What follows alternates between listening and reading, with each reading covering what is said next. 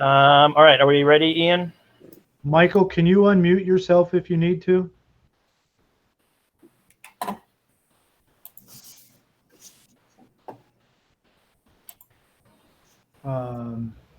Ian, are you able to unmute him? No, I'm not. Okay. But we are live. All right. Well, while Michael is working on that, then I have a couple of things. All right. Welcome, everybody, again to our virtual meeting. I have a couple of announcements. Executive Order N-29-20 teleconference flexibility. 1.1, this meeting is being held pursuant to established Executive Order N-29-20 issued by California Governor Gavin Newsom on March 17, 2020. All board members may attend the meeting by teleconference. This meeting will be a virtual meeting only. The public may address this meeting via the instructions in item 2.1. Announcement number 2, public access to the Ackerman Charter School Board of Trustees meeting. 2.1, the public will have access to the Ackerman Charter School Board of Trustees meeting via https://bit.ly/Bowman Live. For those individuals who wish to make a public comment, please do so by completing the form here prior to 7 p.m. https://bit.ly/ACSD public comments. The moderator for the meeting will read your comments for the record. Number 3, announcement. Should this board meeting encounter any security breach or inappropriate issues, the meeting will be ended immediately. The Ackerman Charter School Board of Trustees has taken measures to set restrictions and security features to protect meeting participants from inappropriate content or remarks.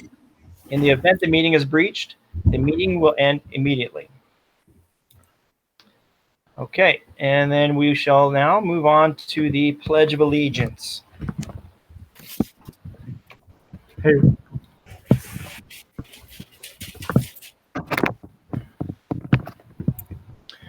I pledge allegiance to the flag of the United States of America and to the republic for which it stands, one nation, under God, indivisible, with liberty and justice for all. Thank you all. And now we will have a roll call vote.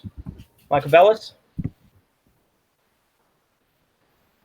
Is he still muted? here, he's just trying to figure out how to get unmuted. Yeah. Give us a thumbs up. Thumbs up, Mike. There he is. All right. Mark Hallberg. Here. Justin Rednall. Here. David Slane. Here. And Rob Congies are here. Okay. Audience to visitors. This is the time in which anyone in the audience may address the board on any items not on the agenda or any items on the consent agenda.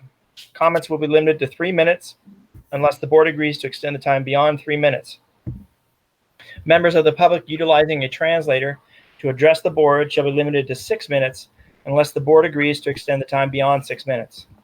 The board has the discretion to restrict public comments to those matters it deems relevant to its subject matter jurisdiction. At this time, we have the opportunity for members of the public to address the board.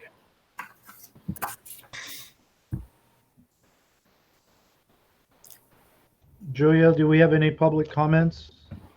There were no public comments on the forum. Thank you. Thank you.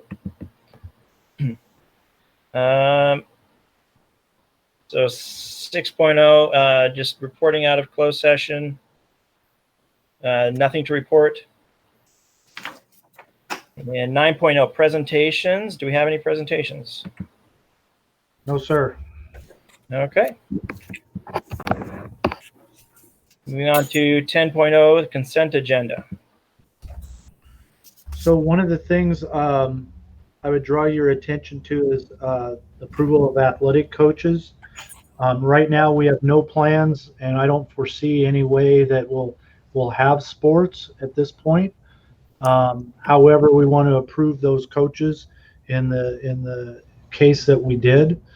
Mr. Swope is in there, has talked about potentially just having training, but we don't have plans to approve that at this time. But we do want to approve the coaches that we have listed there, just in case we were able to do something in the spring. Okay.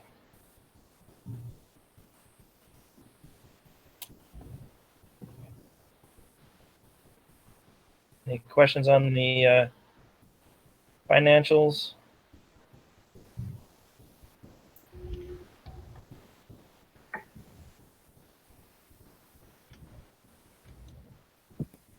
This is Ann. Mike had a question that he emailed me about. Mike, did you get the answer on that I emailed back?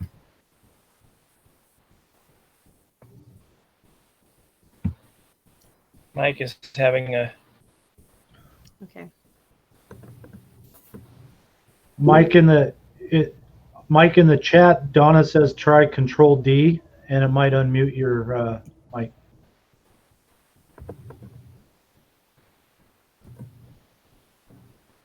Any luck? No. doesn't look like it. No.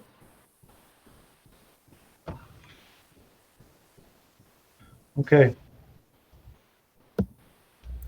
So we need a motion and a second, Rob. The wonderful world of He had a question about the mobile hotspot, which is a great idea. I just wanted to understand the $8,300. What kind of hardware or what was involved? So Ian, Ian, you want to take it? Sure.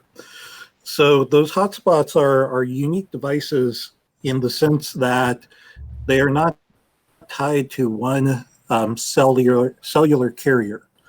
So what they'll do is when you turn them on, they will take a few minutes to turn on, but they're actually scanning for who has the strongest signal between Verizon, AT&T, and T-Mobile. One of the criticisms of the hotspots that other school districts have provided, especially the T-Mobile hotspots, where they might provide good coverage in a urban area, rural areas are very difficult to have reliable signal. So by having it, having the ability to connect with either Verizon or AT&T just provided us with a bit of a safeguard on that investment. They were a little bit expensive, more expensive than some of the other hotspots on the market, but only by about 20 to 25%. So it wasn't significant. And the extra amount, because we had to purchase these devices outright, it did include the first month of service. I'm here, Kelly. Were these individual devices given to homes, or how did it work? We had a referral program, we still do, where if a parent has an issue or difficulty obtaining reliable internet service, then they can request to be referred by the teacher to me. Okay. Then I have them submit a formal request form.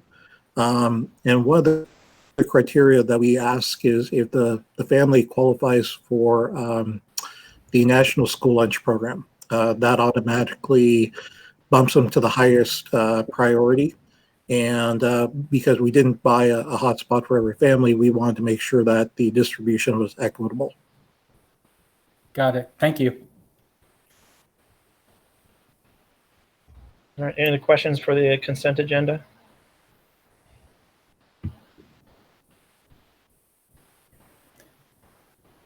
I move we approve.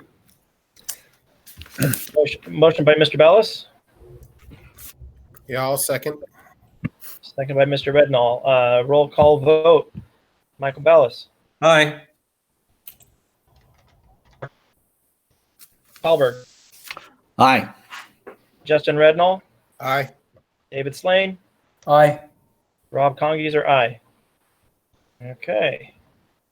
Moving then on to 11.0 correspondence. We no longer, so Bowman is not a polling place We're November 3rd election, correct? well, right, because of mail-in ballots Right. that the governor passed that order due to COVID. But that does not mean we won't be in the future, correct? Correct. Okay. And then a letter to Mr. Bill Pitzner. Yeah, this is a gentleman that really worked with Ian to provide us the technology to be ready to go at the beginning of the year, and we wrote him a letter, Ian did, and it's in your packet, really thanking him because he prioritized little old Bowman ahead of a lot of big contracts that would have made him a lot more money, but he took care of us, and we wanted to show him our appreciation. Very nice. Thank you, Ian. Yeah, it was a nice letter, Ian. Okay, so then moving on, 12.1 technology report.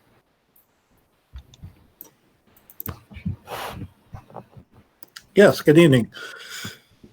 So in my report, I just wanted to go through some of the basic start of school accomplishments.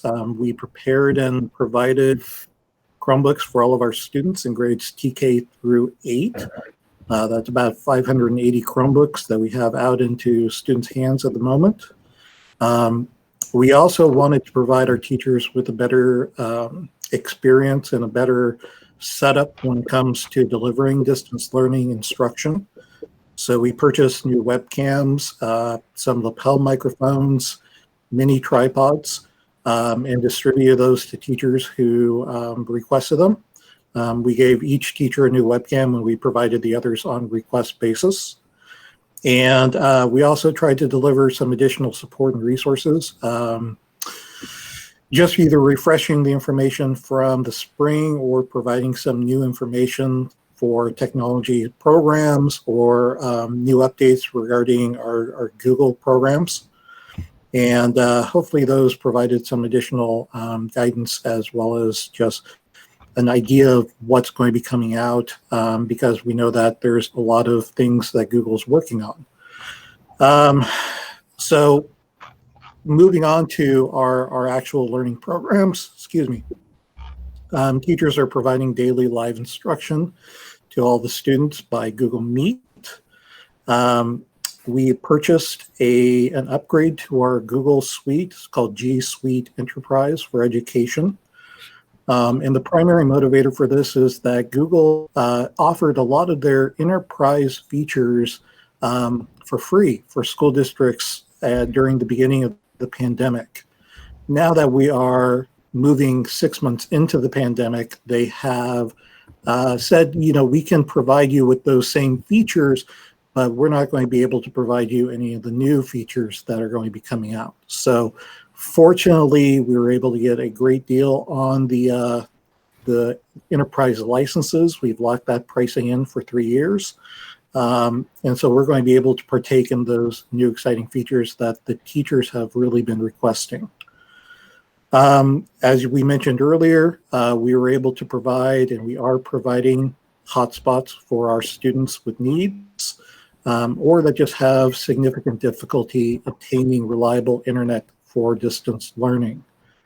So far, those have been working really well. I've had one parent contact me with a technical issue, and we were able to work through that when she brought it into the office, and we solved that problem within about 5 minutes. I want to make real mention to this that this was not a one-man show. I want to give due credit to our technology technician, Louis Uribe. He helped provide immense support when it came to preparing those Chromebooks for the students.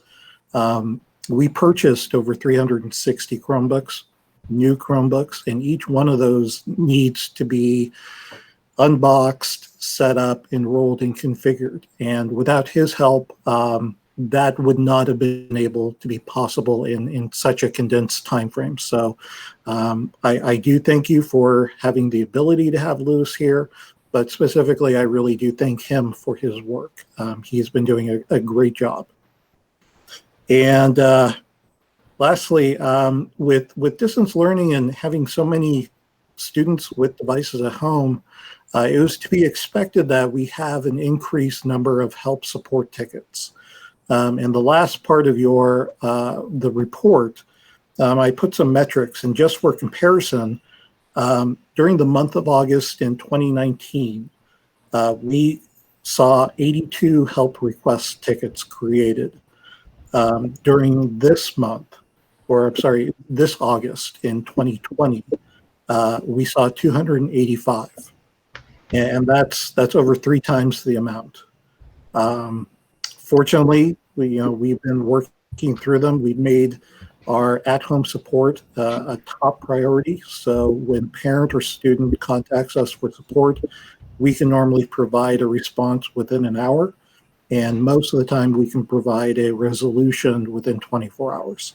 And that's, I feel, is one of our strongest accomplishments. So like I said, we're at 285 for the month of August. And again, for the entire 2019 to 2020 school year, we had 648 tickets. So we're almost halfway there just within the first month. Is that just networking problems, Ian? That is everything from Like kids getting dropped out, or from the class, or teachers class dropped out? It's all encompassing. So anything that would require support or help is counted as a ticket. So it could be network connectivity. It could be a hardware issue. We've seen some microphones that have not been working, webcams. It could be anything from password resets to, like I said, a hotspot issue. So really a ticket is just what a metric for an incident, a help request, and it doesn't really describe the severity, nor does it describe the time required to resolve that issue.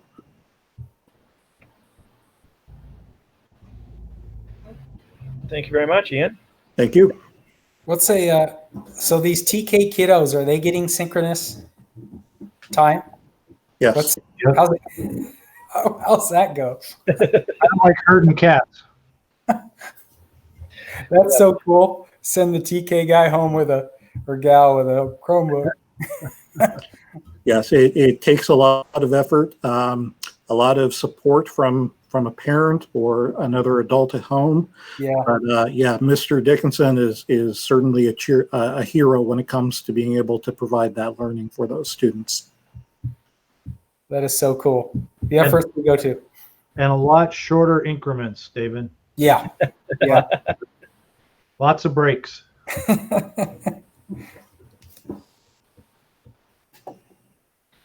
Okay, then 12.2, the cafeteria report. It's there for you to review. There's not much of one. Not much. What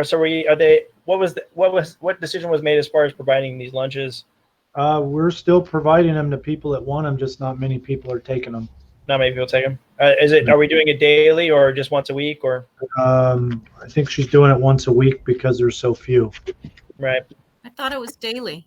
Is she doing it? Pretty sure Is she she doing does it daily now? Because in the summer she was doing it just once a week.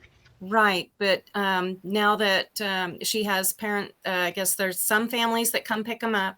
Some of the Okay. ones that are in kids club are participating in the meals. And she's serving, it's breakfast and lunch together. She packages it up to go all together. So that's why the numbers are the same for both those, Right. breakfast and lunch. Right. So it's a little bit more than in the summer, obviously, then. Thank you, Ann. Yeah. Okay, kids club report.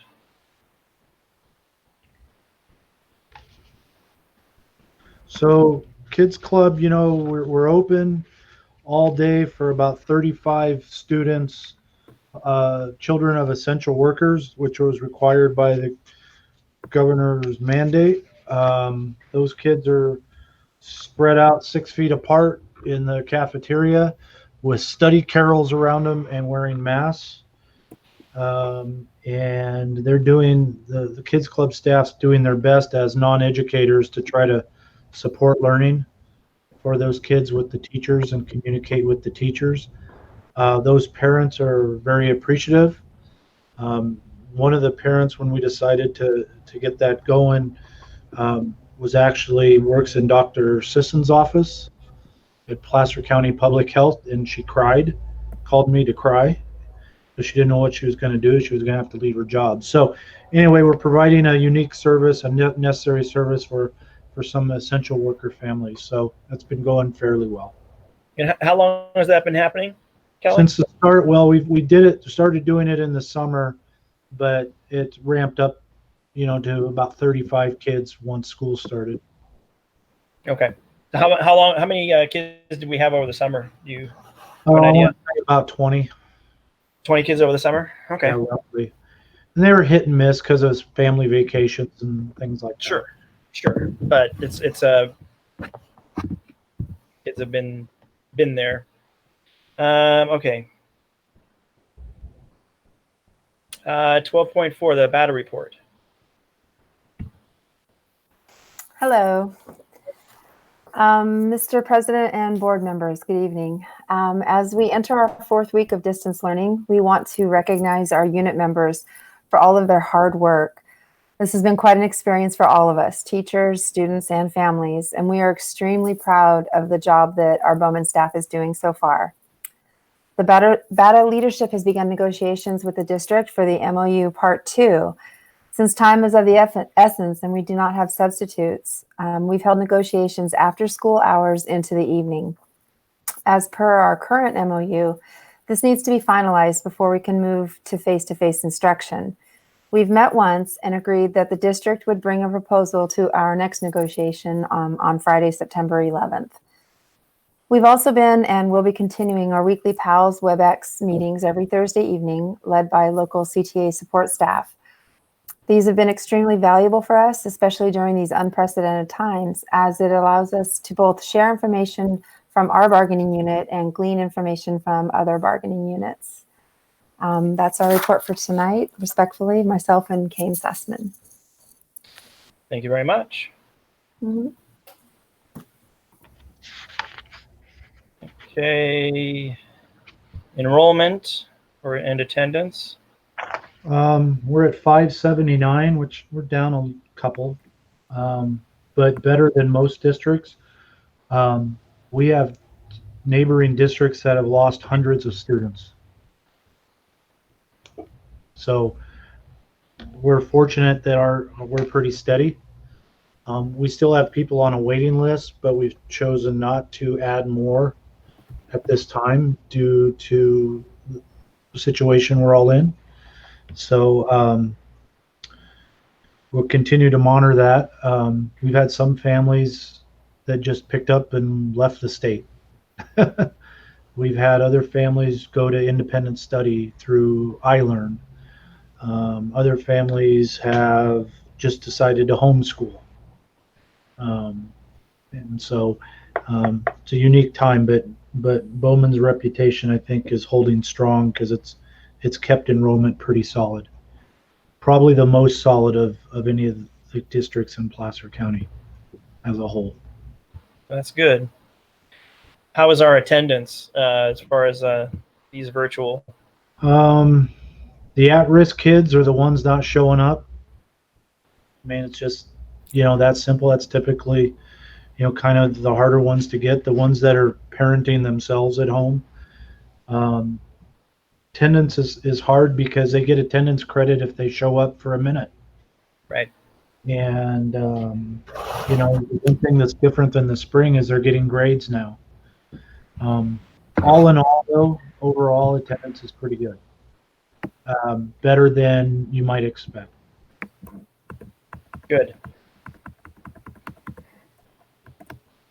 I really have to single out our attendance clerk and our psychologist for doing a lot of, and our teachers as well for doing a lot of follow-up calls, trying to catch those missing kids and get them online and get them here. Even though it's virtually, get them engaged. So right. I think everybody's working pretty hard as a team to capture those guys. So Yeah, I mean, these students are the ones that are, a challenge when they're in person. Trying to do it through a screen, I'm sure, just makes it that much worse.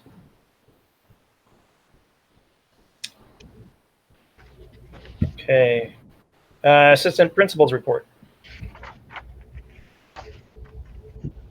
I don't have a report tonight. My report will be down during the learning continuity plan. All right, thank you.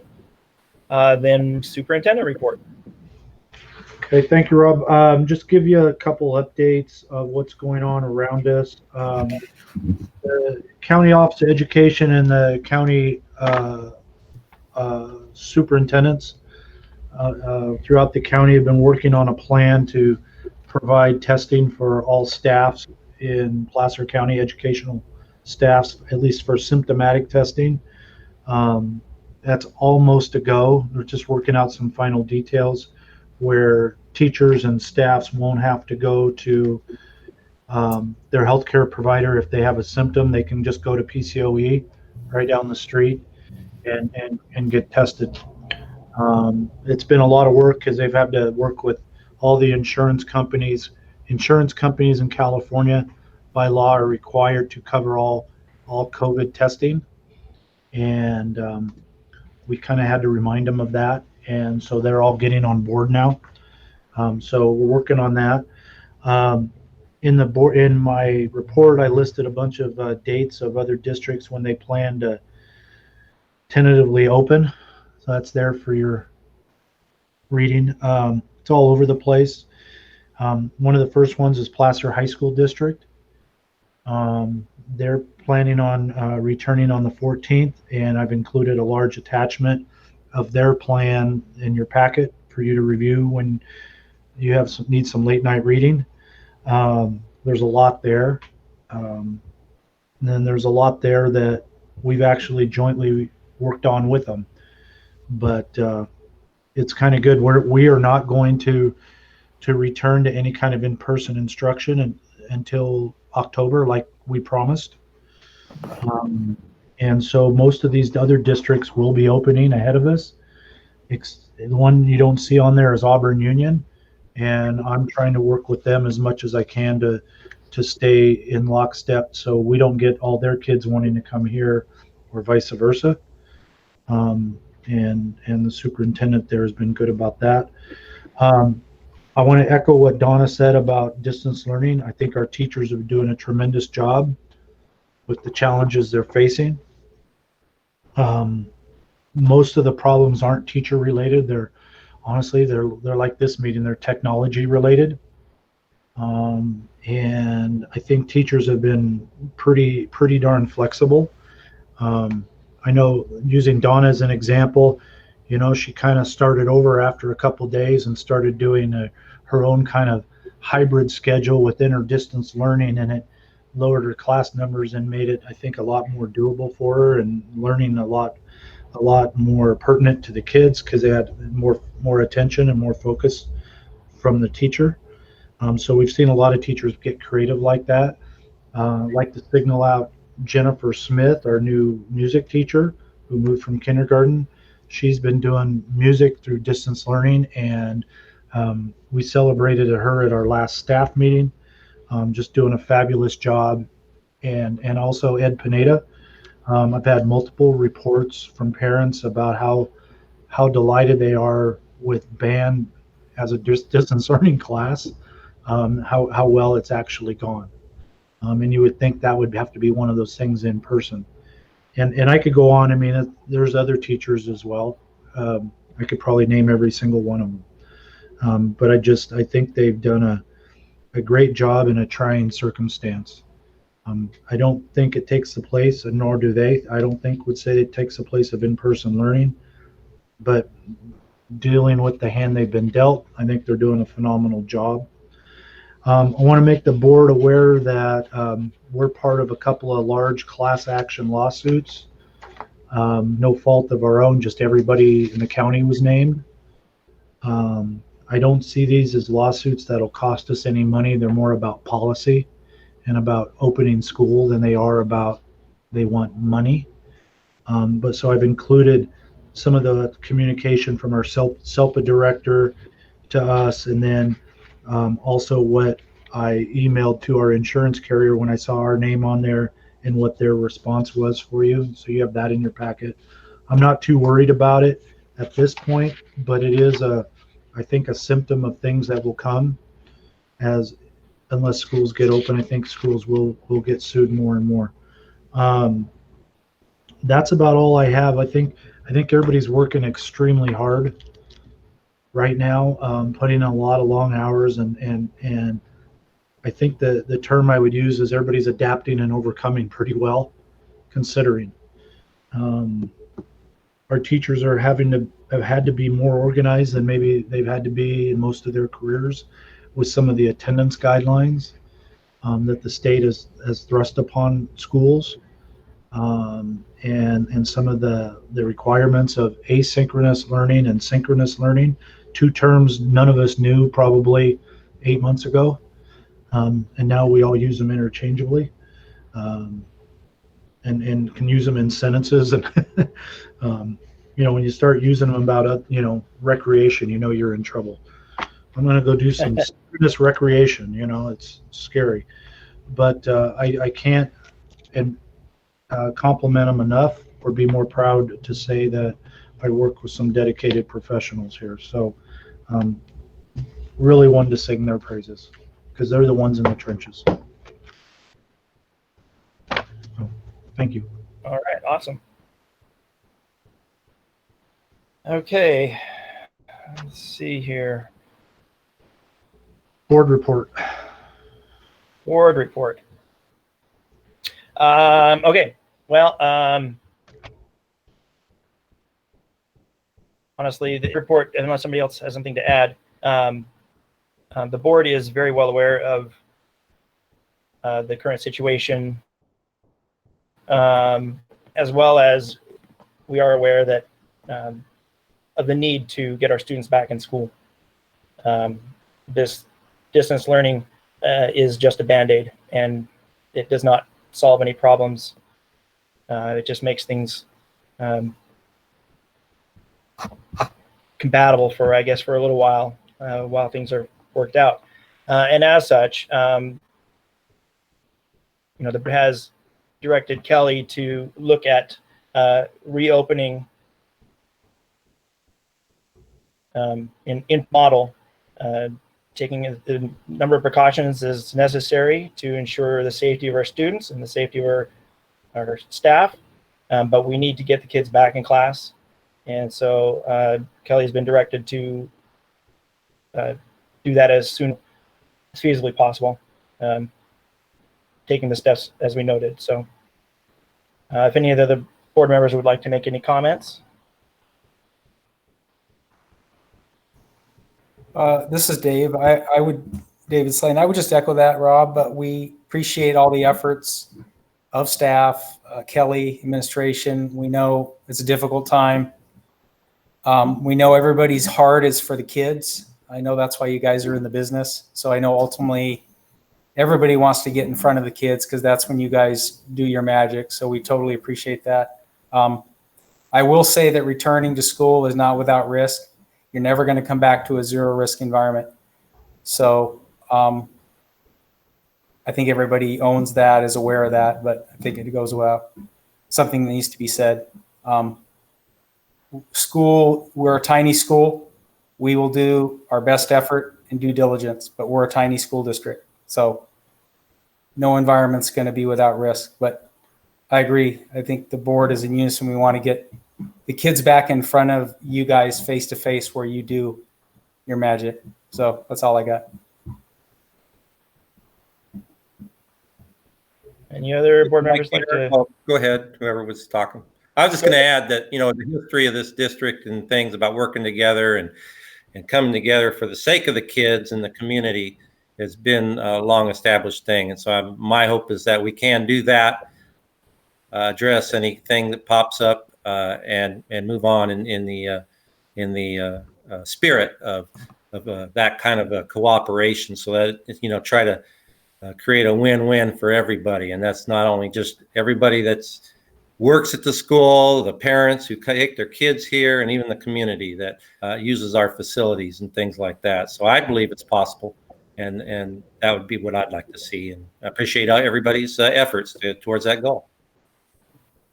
And I want to recognize Kelly too for his leadership in this whole thing. He's been very, very good to have in that chair leading us all the way. Thanks, Kelly.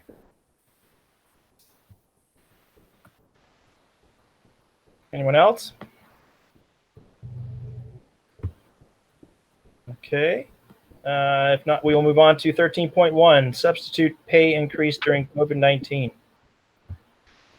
So currently, we are the lowest paying school district for subs. And as school districts start to open and as there's going to be a shortage of subs due to the pandemic, I'm proposing that we raise our sub pay from $100 a day for 1 year to be reviewed in a year to $150 so we can a day so we can be competitive with other districts. That'll put us near the top, if not the top. Actually, it would be near the top because I think PCOE pays $155. But we won't be able to get subs if we need them if we're not competitive in this time. So I'd like to see a 1 year increase to be revisited in a year of our substitute pay from $100 to $150 a day. And I can answer questions on that if you have any.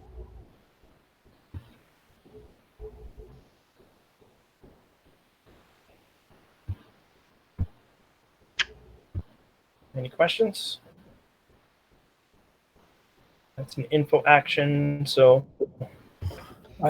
This is Dave. I move that we approve the increase in sub pay to $150 per hour. Per day. I'm sorry. As presented. I'll second that motion. All right, motion by Mr. Slane, second by Mr. Hallberg. Roll call vote. Michael Bellis.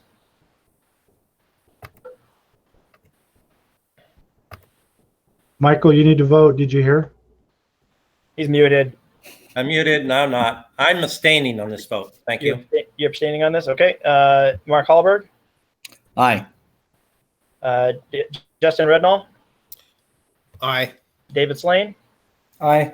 Rob Congeser, aye. Thank you very much. Moving on then to new business, 14.1, district goals and objectives. So as the trustees know, we had a study session last month to develop the goals for this year. And hopefully they're in your packet. Yep. I'm just not seeing them in mine. Anyway, we'd like to so move those goals for the year.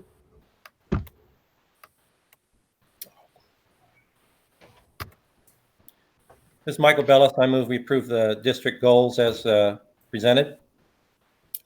This is Justin. I'll second that. All right, roll call vote. Michael Bellis. Aye. Mark Hallberg.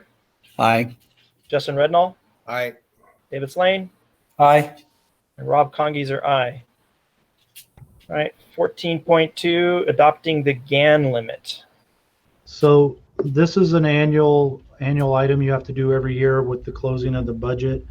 In Ann's presentation of the unaudited actuals, she'll be going over some of those documents that will attest to that. We probably should have had it as a 14.6 afterwards, but it's something you need to do regardless. So it's just an annual thing that we've met the GAN limit, and she'll be talking about that in some detail. This is David Slane. I move that we approve the resolution 20-09-01 and adopt the GAN limit as we do traditionally. Michael Bellis, I'll second. Thank you, gentlemen. Roll call vote. Michael Bellis. Aye. Mark Hallberg. Aye. Justin Rednall. Aye. David Slane, Aye. Rob Congeser, aye. Okay, and 14.3, public hearing for the resolution 20-09-02, sufficiency of textbooks and materials. So this again is a yearly annual thing we have to do as part of the Williams Act. I would say we have sufficient materials.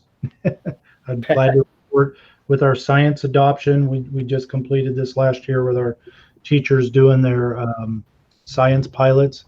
We're actually probably more prepared than at any time since I've been here, as far as material. So.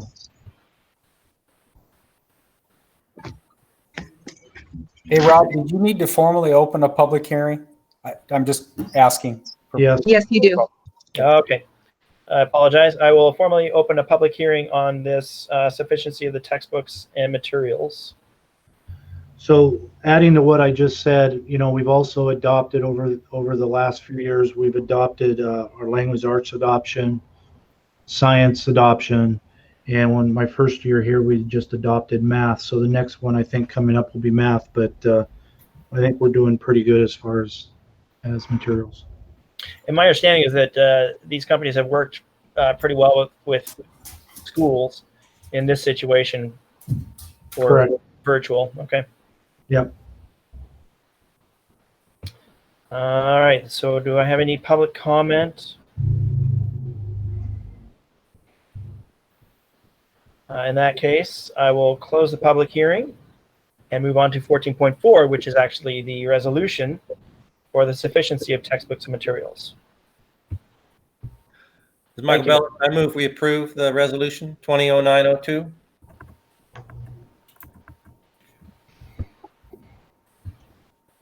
This is Justin Rednall. I would have second that. All right.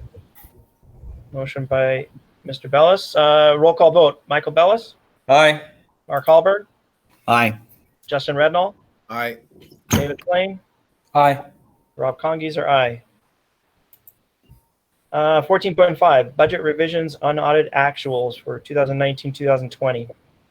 So Ann will be presenting her budget. There she is. Good evening. Let me share with you the PowerPoint. And if you want to follow along on the documentation, it's added as an addendum to your board folder. So let me get the share set up.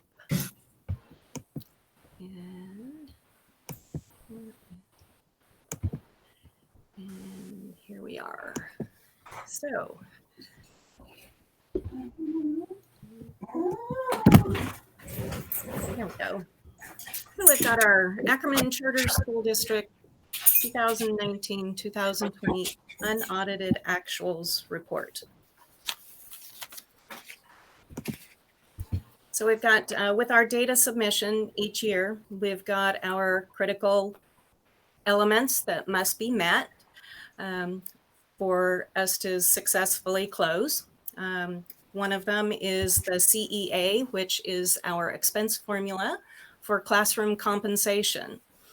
And you can see we are at 60.14%, so we just made it. Our Every Student Succeeds Act, the maintenance of effort was met, so we're good there. The GANN adjustment to appropriations limit, we had no adjustments, which is what you want to see. And that was the prior resolution that was just adopted. Our indirect cost rate for 2021 and 2022 is estimated at 8.11%. Our current year is at 6.86%. So a lot of these are auto-filled through other data that is input into the state software. So our summaries of all funds. I'm going to skip Fund 1 and we'll go over that in a little bit more detail after we finish going through these other funds. So we've got our Fund 12, our Kids Club. As you can see, the expense is more than the revenue due to the March through June COVID-19 closure. We ended with a balance of almost $59,000 there. The cafeteria is much the same. Our expenses were greater than our revenues for the same reasons. And our ending balance is $85,047 on that one. Fund 20, our post-employment benefits. Our revenue on this one is interest-based. So that was what that is. And ending balance, $66,803.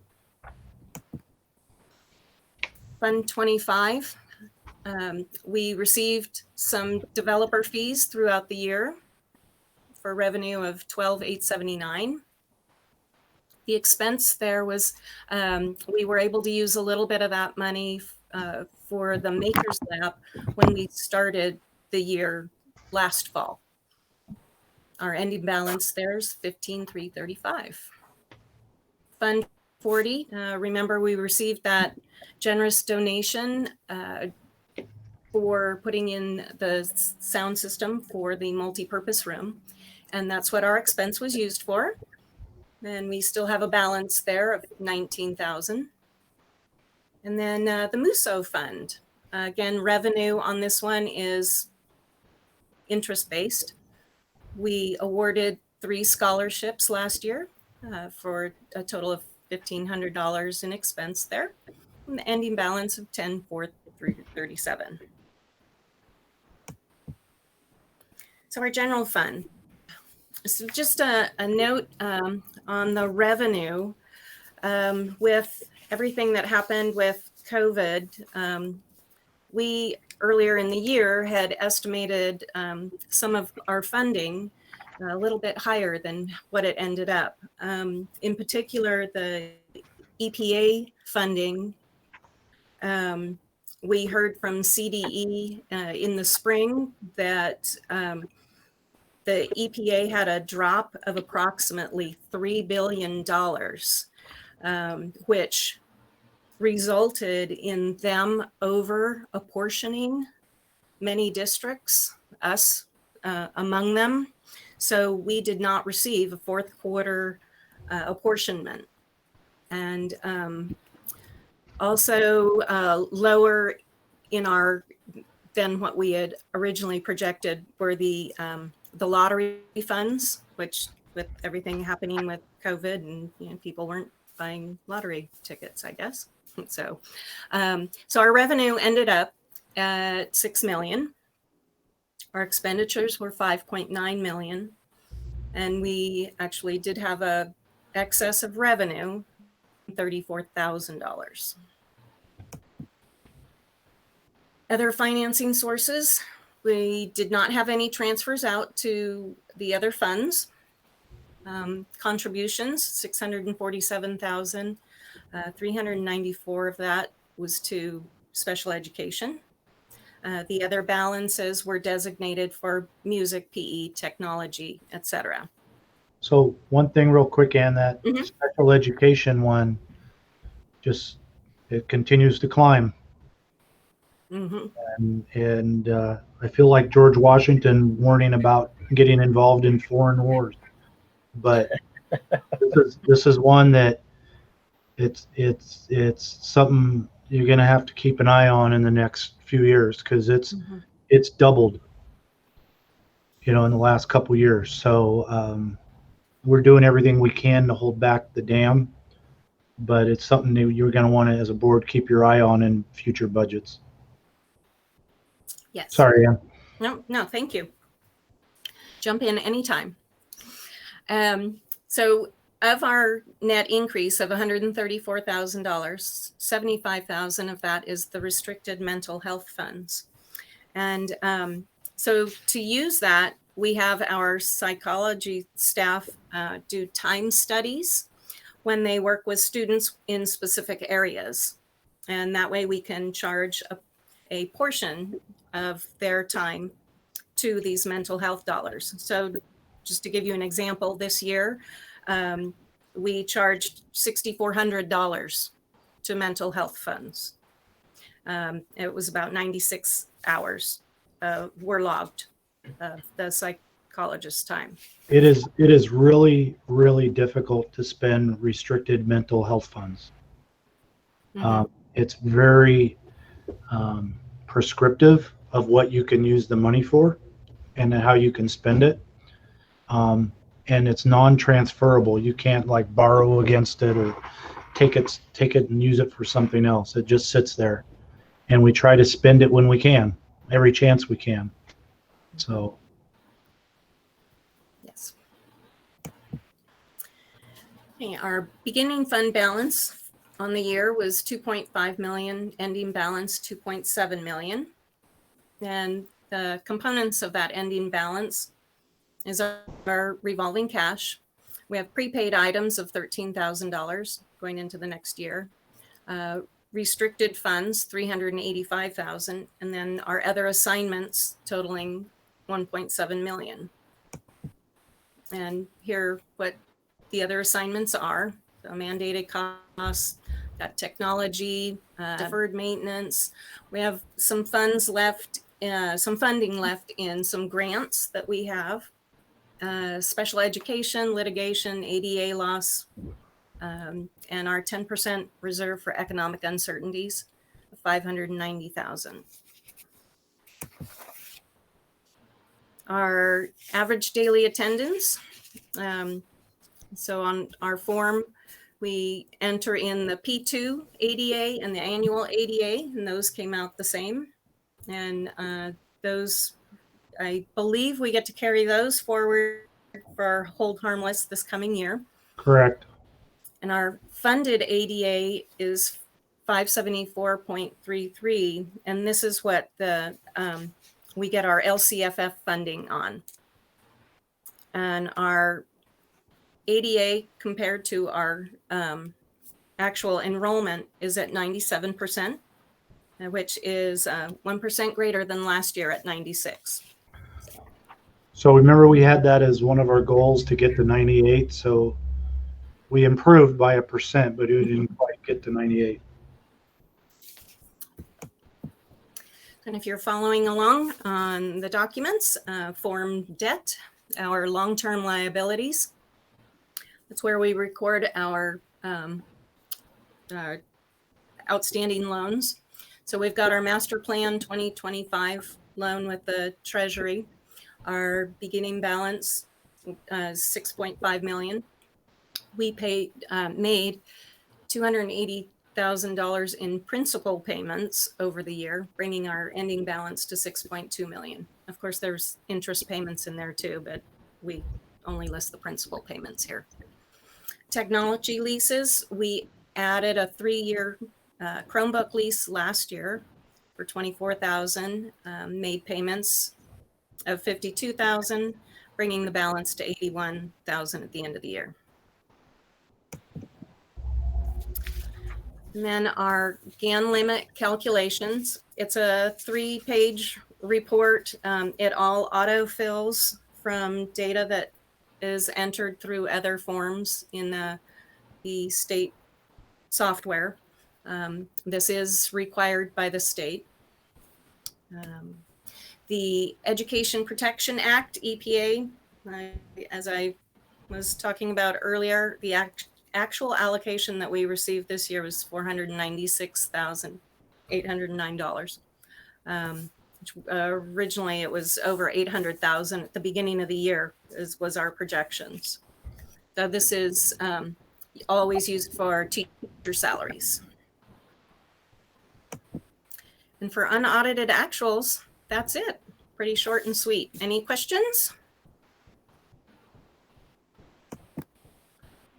So what you heard there for last year, we were basically not in the black, but not in the red. Right. We were really close. We didn't really make any money, but we didn't lose any money, which with all the turbulence and everything is pretty darn good. I did this last meeting, and don't blush or anything, but you know, this lady's been working every weekend for the last 12 weeks. And I think she needs to be recognized for her hard work and dedication to Bowman. Thank you, Ann. Thank you, Ann. Yeah, Thank you. we really appreciate it. I drive by, yell at her, and say go home, and she says no, and then I leave. But I try. I happened to stop by on Monday, and Ann was in the office working, and I said, Ann, it's a holiday. And she said, no, it isn't. It's Labor Day. It means I come to work. And so yeah, we really appreciate all her hard work. So she has a birthday coming up this week. Hey, Kelly, Say that. 29. hey, And Kelly, we're making her take the day off. Good. Isn't she there before you too in the What's morning? Isn't she there before you in the morning as well? Yes, she is. Yeah. Yeah, she gets here early. You know, that's just because I made a golf comment about your golf game. Yeah. Well, So thank those you. books closed on June 30, right? June 30? Yes. Yes. So this is an action item. Mike speaking. I move we approve the budget revisions and the unaudited actuals for 1920. This is Mark Hallberg. I'll second the motion. All right, roll call vote. Michael Bellis, Aye. Mark Hallberg, Aye. Justin Rednall, Aye. David Slane, Aye. Rob Congeezer, aye. And won't miss this one. I will open up a public hearing for our learning continuity and attendance plan. So Mrs. Wells will be reporting this plan.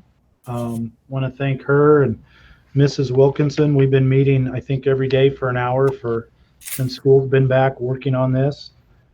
And it's a lot of pages and a lot of work. So thank both Kristen and Laura Wilkinson. They've been yeoman work on this.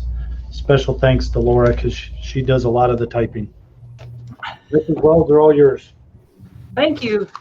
Good evening, Board of Trustees. This is a public hearing on our learning continuity and attendance plan, also known as the LCAP, that the state renamed. But basically, it's called the Learning Continuity Plan, just so we can tell the difference between the two when we're talking about it. The next couple of slides I have for you are just straight off the CDE website, and it tells what the purpose is.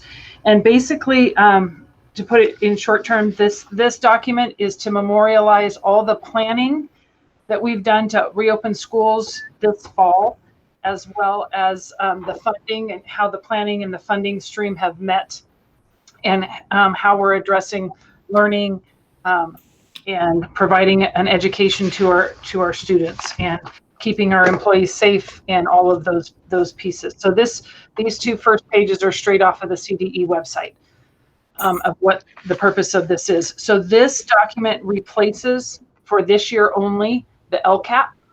The LCAP will be revived in the spring of 2021, but for right now, this is what is taking the place of our LCAP. So last month, I provided you a more in-depth presentation on our distance learning plan, and that was as I told you then, that is a piece of this plan. So basically, the learning continuity plan comes down to three overarching themes. The first being communication, and that is communicating our plan, whether on our website, to our parents through surveys, and we'll talk about that a little bit more. The next piece is engagement. How do we engage those stakeholders to provide us feedback? And the biggest overarching theme of this document is equity. How do we, as a district, provide equity to students, whether it be through learning, whether it be through connectivity, whether it be through access, whether it be through programs that they are entitled to because of their IEP or their 504 that they may have in place. So communication is being the opportunity for us to communicate to our stakeholders what our plan is in the three different learning models that we have, basically that us and many other districts have come up with. We started this year because of the governor's mandate that we are in distance learning, as you know right now. hopefully we'll soon be moving to a hybrid model, which allows some kids back some of the time, and moving that to more kids as we possibly can, and getting as many kids back on campus as we can. Either in the hybrid model would be, lots of different ways you can do it. Couple days a week of in-person learning, distance learning the other days of the week, and then finally to our full model back in person, where we're back in school. Again, that may have some modifications to it in the upcoming. We don't know. If I may interrupt there, we started to get feedback today from the county, and one of the criticisms or whatever in their feedback was, well, what is your in-person learning look like? We're like, we don't know. We haven't done it yet, so how can we put it? So that's still all to be determined. So it's kind of an unfair document in some ways, but anyway, I just had to opine. Sorry, Kristen. No, you're fine. So as Kelly said, we've been having to create this document as we're kind of doing the planning on the fly. So a lot of this document is due, but this document is due by the end of this month, and that's why we have a second board meeting this month. So it's we're only going to be through doing distance learning this whole time. So we don't, like Kelly said, we don't know what these other possibilities are or what they'll look like. So the engagement piece is what really this document calls out our stakeholders, and that's one of the biggest things that we've struggled with, and that we've had to have meetings with our parent groups. Well, we haven't had kids on campus. We haven't had parents on campus. None of that's happened. So we've had to engage parents through, sending out surveys, sending out emails with a link to this document, and getting feedback, which our parents have graciously read this 44-page document and provided some feedback. A lot of the feedback from parents is really concerning the local plan, which is really not part of this document as far as the machinations of it, what are going to be the rules of drop off, what are going to be the rules of pickup, what are all of those pieces, which really aren't called out in this plan specifically. So we will address those in our local plan, but not necessarily in our engagement plan. It asks that we have staff. So working with our teachers organization, and depending on them and their surveys that they've provided to their members and the results of those, and working those into our plan, what feedback they can give us from other districts, what feedback they can give us from what's happening in the classroom. All of those pieces are included in this document. And then we've actually had to look at students. So thankfully, some of our teachers really were interested in how how students felt their distance learning went in the spring. So they provided surveys and feedback opportunities for students to feedback of what they liked and what was hard for them during this part. And a lot of it came down to the social emotional. Their answers came down to the social emotional, missing their friends and those types of things that you would expect. But one of the things that quite a few of these students said was it was hard to know when to do what, hard to know the schedule. So that was one of the things that we really worked hard on with our teachers organization in developing a schedule, so they had a consistency throughout their day and every day of the week. So thank you to our teachers union for that. The third piece of that is equity, and this is probably the largest part of this document. How do LEAs address learning loss? We have to come up with a specific plan of what we do. And we're fortunate enough that our teachers really care about where their students are academically. So we already had these processes in place. We just had to do them through a distance model, where we assess our kids as they come into the school year. Where are they what is their reading level? What is their math level? What are their math skills? What are their comprehension skills? So we already had a lot of assessments already in place. And I really want to shout out to Laura Wilkinson for in the past, we've used our aides as the assessment team, and they've gone through every classroom as a team and done these assessments that take a day and a half for every classroom to do, depending on the class size. Well, this year we didn't have aides, so she has one aide that works in her classroom. So we are using our 2 music teachers and our PE teacher, who have been trained on how to do these who Laura trained on how to do these assessments, and they've become our assessment team. So they've gone through all of the grade levels K through 5 and done the assessments of learning and where these kids are in reading and math. So it's she pulled up her bootstraps and got these teachers trained, and these teachers thankfully said, sure, we'll help in any way we can. And I really want to shout out to them, because they've been a big help in getting this process done. Instead of it just being 2 people, they were a 5-person team. So that's one of the areas of the plans that we had to address. Access and connectivity for all students was another area that's called out, and I think Ian spoke to that earlier. How are we providing access to distance learning?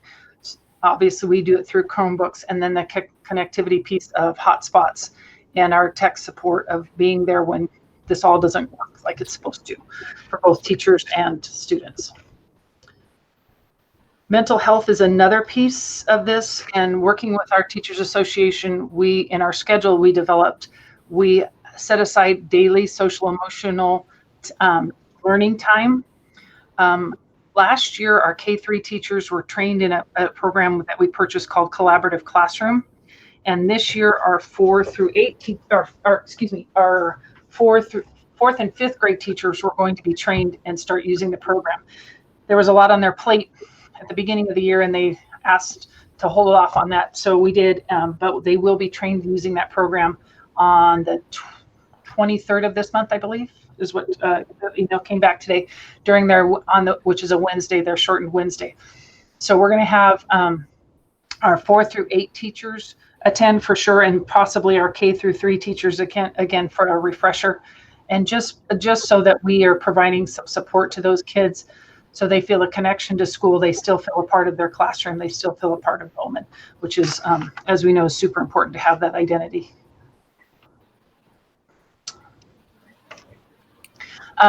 Students with unique needs are called out. So how are we delivering services for those kids with IEPs, and what's our processes for identifying kids that still may need to be identified for special education, are all in this format of distance learning.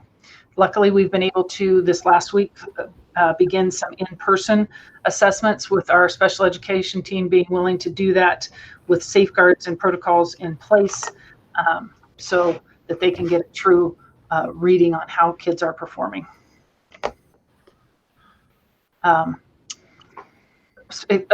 They also call out students experiencing homelessness and foster youth. We, fortunately for our population, have a very small number in both of these groups, but yet we have to call out how we are addressing those kids, providing them nutrition, providing them the connectivity, providing them opportunities to participate in their education. And the last one is the school lunch program that was spoken about earlier, just providing them daily nutrition. There's a large population in California, even at Bowman, that get 2 meals a day at school. So we feel it's really important that we continue that option for families that need that. So in short, it's our learning plan has been developed engaging our teachers, community, and families in thoughtful and insightful communication to develop an equitable plan that meets the needs of all students in a healthy and safe manner. And that's all I have. Thank you, Kristen. Certainly. Thanks, Kristen. I will, let's see, do we have any public comments on the public hearing for the learning continuity and attendance plan?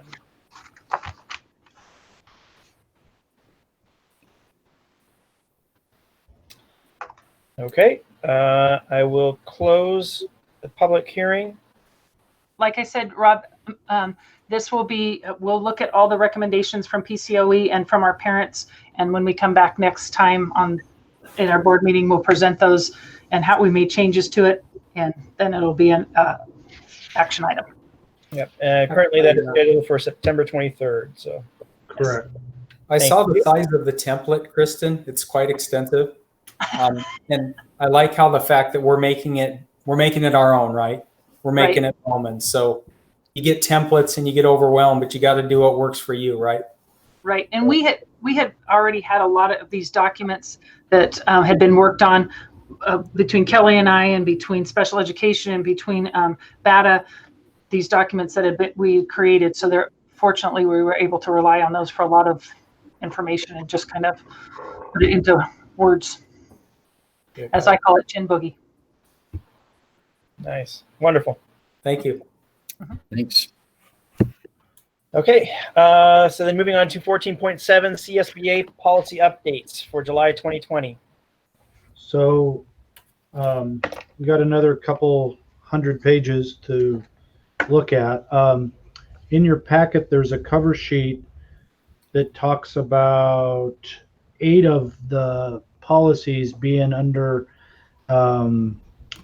lawsuit or to be, reviewed. And so I'm not inclined to approve any of those until those suits are finalized, because it's no point of approving them and then you have to go back and undo them. So those ones are listed on your cover sheet. They are in order: Administrative Regulation 430. It's a addition to the non-discrimination in employment. Board Policy 4119.11 on sexual harassment. Administrative regulations on the same thing: Title IX and sexual harassment complaint procedures. Administrative regulations on non-discrimination and harassment.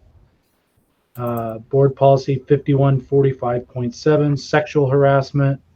Admin regulation of the same number, sexual harassment. And administrative regulation, the same number, Title IX, sexual harassment complaint procedures. So all of those are under review. And so we're going to wait to hear what comes of the preliminary injunction on those before approving. The rest of the policies in your packet, I would recommend we approve them.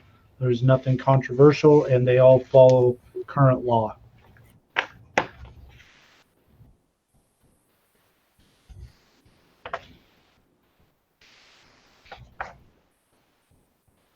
So you need something, or you want something today to approve all of these? I'll confess I have not read them all. Well, if you're tired, you can start reading them. You'll be asleep in a. I'm sure. But I guess to sum it up better, Michael, is what I'm proposing is we approve all the CSBA policies in your packet, except for the ones I just listed. And in your packet, there's an okay by the ones okay to approve. And then the rest are ones that reflect the cover sheet in your packet that are under injunction right now. Well, I don't know. I can't speak for everyone. Would it harm us to do it in 2 weeks and give those of us like me who haven't looked it over a chance to do so? Or I don't know what anybody else thinks, but Just fine. That's my 2 bits. I don't know what everybody else thinks. I started reading through them. It's voluminous. So I look to Kelly to tell us, extract the salient points, say what's changing. When I see that battery of new regs, no, but I'm good for deferring for a couple of weeks. But I'm good to trusting Kelly too. So, I'm open. We can approve them now and move on. I'm fine with that. It's not going to make a difference to me one way or the other.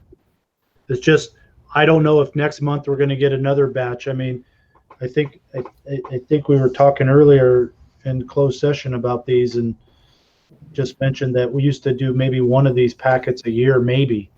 I think we've done 7 this year. I mean, it's just, you got an active legislature.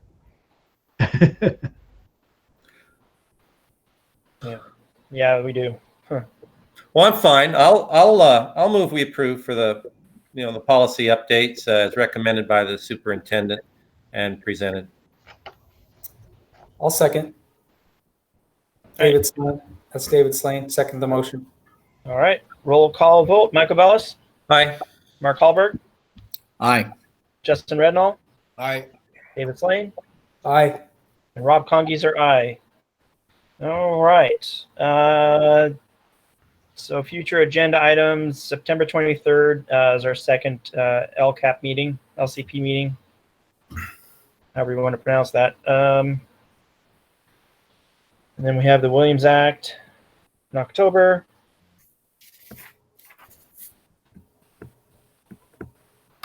Well, I don't think we'll have a study session on the 28th. If there's anything like that, we'll just add it to the 23rd's agenda. Okay.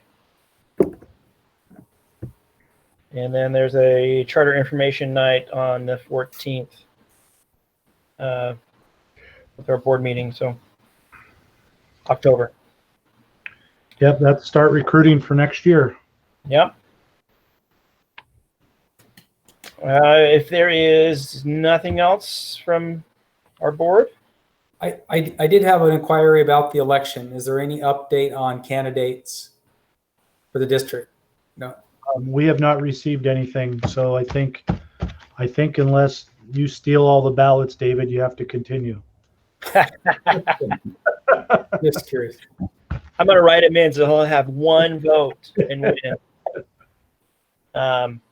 Well, and if there's no contest, they won't even show up on the ballot. So Yeah. I'm just curious that we should get a notice from elections that.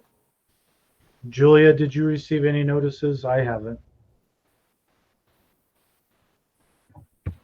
No, I did not. Just curious.